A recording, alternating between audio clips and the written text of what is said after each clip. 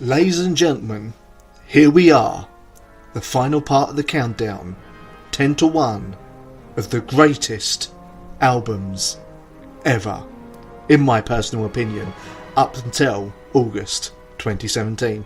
That was a lot of qualifiers there, but anyway, yes, we're at the final part of this epic countdown that's taken me just short of 7 months to actually get through recording all of, because I'm an idiot and procrastinate too much, basically. Anyway, let's get into it, shall we? Kicking off at number 10 is my favourite death metal band of all time and my favourite album by them. It is Obituary with Slowly We Rot, their debut album.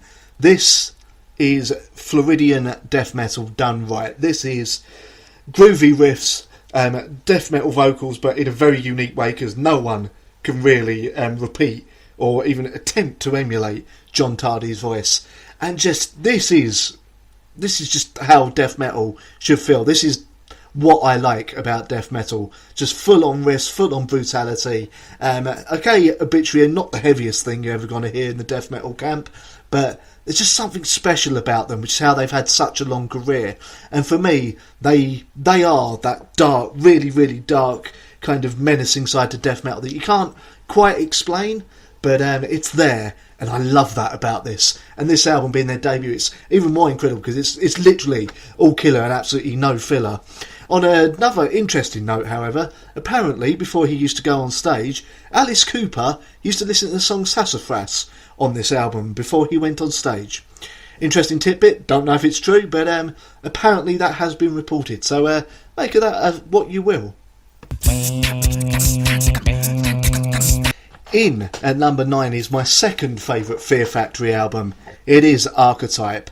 This is the album, one of the albums where Dino was no longer in the band and Christian Olwolbers, the bassist, took over on guitar duties. And they, again, I've used this term quite a lot, but they really hit it out of the park, balancing the heavy, almost robotic type riffs that Fear Factory are known for, along with the amazing melodic vocals of Mr. C. Bell. This album, I mean, we probably weren't expecting such a great comeback from the band after such a major lineup change, but they came back and it is one of their absolute classic albums. And the cover of Nirvana's School on here as well was an interesting choice, but they definitely do it justice. I know, I'm gushing like a fanboy. I am a fanboy, not going to deny that. But yeah, another one where I'd say if you want to get into Fear Factory, I'll check them out. Maybe this would be one of the albums for you to start with. In at number 8, one of the greatest progressive metal albums ever recorded, and all recorded by the frontman and strapping young lad. Yes, it's the Devin Townsend project and Biomech Ocean Machine. This is absolutely incredible work, and to think it's his debut album as a solo artist at the time. He was doing Strapping Young Lad at the same time, but this is a more gentler side to him that he didn't know whether it would go down that well. But this has songs such as Life on it, and a song that I absolutely love, but the more I look back on it and think about it, it's quite menacing in sound in a way, and that is The Death of Music. He's only played it live once, I do believe, or I only started playing it live fairly recently, and my god, I absolutely love that song. There's not many vocals to it, but just there's a certain refrain in it that gets stuck in my head, and I don't know, it's hard to explain, man. How do you put music into words, really? How something makes you feel? You can't always do it, but this album, this band, just has that certain feeling to them. Let's go with that. At number 7, we have got my favourite black metal album of all time, by a UK black metal band. It's a Now Nathrak, and Hell is Empty, and All the Devils Are Here.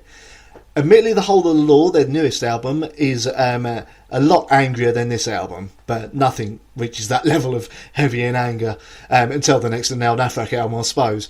But this is where they got that extremely, almost kind of industrial, screaming, metal, grinding sound, as it were, to think of better adjectives, of The Whole of the Law, and tempered it with a new kind of, well, not new, but a more melodic side with some more clean vocals on this album.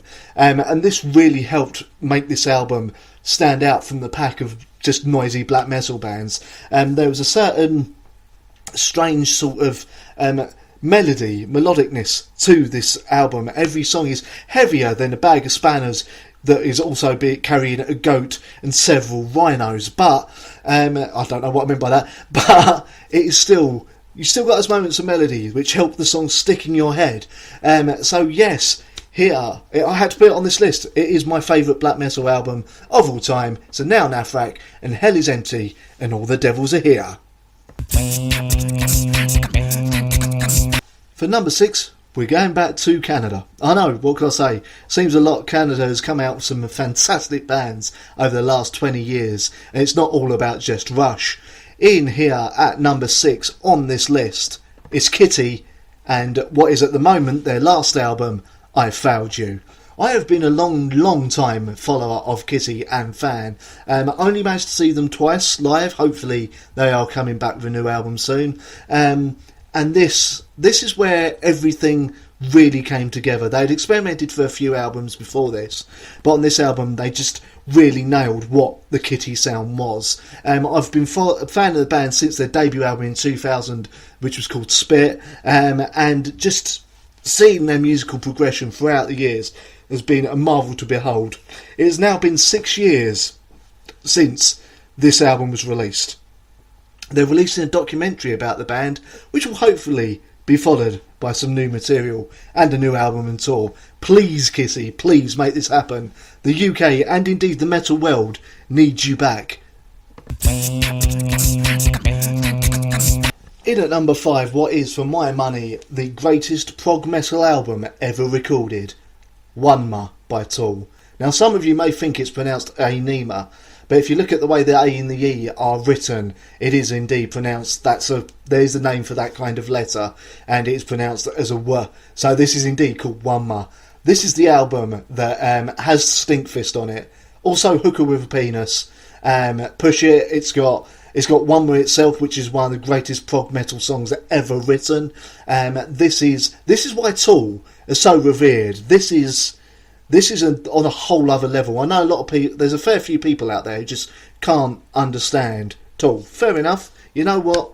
That's down to you. If it's not your thing, it's not your thing. But for me, Tool and this album are absolutely in another league of their own. Absolute league of their own. It's an album I'll stick on every now and again to remind myself that metal music can be amazing and that there's not just loads of people trying to rip off Tool when Tool themselves are still on another level themselves. 10 years now since the last album. It might even be 12 years. I can't remember. Supposedly coming out this year. We'll see, Tool. We'll see. The second greatest industrial metal album of all time, in my personal opinion. And it's Strapping Young Lad and City. An album that when it came out was described by one magazine in a review as the sound of a nuclear explosion going off in your ears. And you know what? I'm not going to be able to describe this album better than that. All you need to know is that, and that this is the album that Oh My Effing God and Detox is on. That's all you need to know. If you've not heard it, go listen to it now. While you're still here, go listen to it. Go, shoot. Now, back in June or July when I was compiling this list, I was in the middle of writing it. It would have been June, actually. And the day after I wrote it, I got sent this next album. The album in question is The Birthday Massacre and Under Your Spell. Now, as I said, I got sent this by the record label at the time to listen to it before it got released, to do a review, etc. Now, when I started it up, I did not think I would love it as much as I do. Don't get me wrong, I love The Birthday Massacre, but putting one of their albums this high on the top 100 albums list of all time didn't enter my head. Then I listened to the whole album, and then I put the whole album on again and again. Then I bought a physical copy when it came out, and I've listened to it again and again and again. I stand by every word I have said about this album and said in my review of this album. This is an absolute masterpiece by the Birthday Massacre. Is it the best album? For me, yes. Is it the most depressing album? Yeah, pretty much. But I don't know what that says about me. But it's also the most personal album, and it all clicks right here. Not to say that the Birthday Massacre have done a bad album. They've just made less good ones. Let's go with that. Just slightly less brilliant ones. But for me, this come out. I listened to it a few times. I went, this has got to go on the list. It pushed another album off the list completely. But one of the honourable mentions back in the first video of this list. But yeah, this is very much deserving of its place here on this list as my third favourite album of all time. Here we are, the second favourite album of all time in my top 100 albums of all time, and it is Fear Factory and Genexus. Oh, I bet that's thrown a lot of you, hasn't it? I bet many of you who know me that well were expecting a Fear Factory album to be number one. Well, who knows, maybe a Fear Factory album is still number one. But this is my favourite Fear Factory album of all time. So that kind of puts paid to what I've just said. But anyway, yeah, Genexus, their newest album, this is another masterpiece. When it came out in 2015, again, I knew it'd be good, but I won't expect it to be this goddamn good. It has so many great songs on it. Autonomous Combat Engine. It has Proto-Mech. It has Dielectric. It has Recharge. Is it Recharger? No, Recharge's not on this album. What I'm talking about. It has the final few songs. Just everything on this album is absolutely perfect. Which, after the slightly disappointing The Industrialist, really fully made my addiction to this band go into overdrive, honestly. Just not one wasted moment. And even the digipack, the tracks that didn't make it onto the album originally, the extra tracks, even them and the remix are absolutely awesome as well. I cannot gush enough about this album. If you've not heard it, go listen to it. Whether you're a lapsed Fear Factory fan, haven't listened to them in a few years, or never listened to them at all, Genexus by Fear Factory, you need this album in your life. So here it is, after many months, many lists. This is my favourite album of all time. And the reason this is my favourite album is that I was thinking about albums I've enjoyed, but not only albums I've enjoyed, but albums that I've enjoyed and just keep going back to again and again, year after year, no matter how much their new stuff may affect me, whether I've stopped listening to the band, whether or not it's just an album that no matter what I can just listen to, no matter what mood I'm in, and enjoy it thoroughly without there being any filler or any tracks where I think and skip through a few. Genexus was very close, but then I got thinking hard, and there can be literally only one album that makes it through to number one. My coveted number one spot on my top 100 albums of all time is The Downward Spiral by 9 Inch Nails. Yes, it is indeed one of the most depressing albums ever recorded, but it is also one of the best albums, the most boundary pushing albums that has ever been made. Trent Reznor was in full on industrial genius on this album. I was very tempted to put The Fragile on here as well.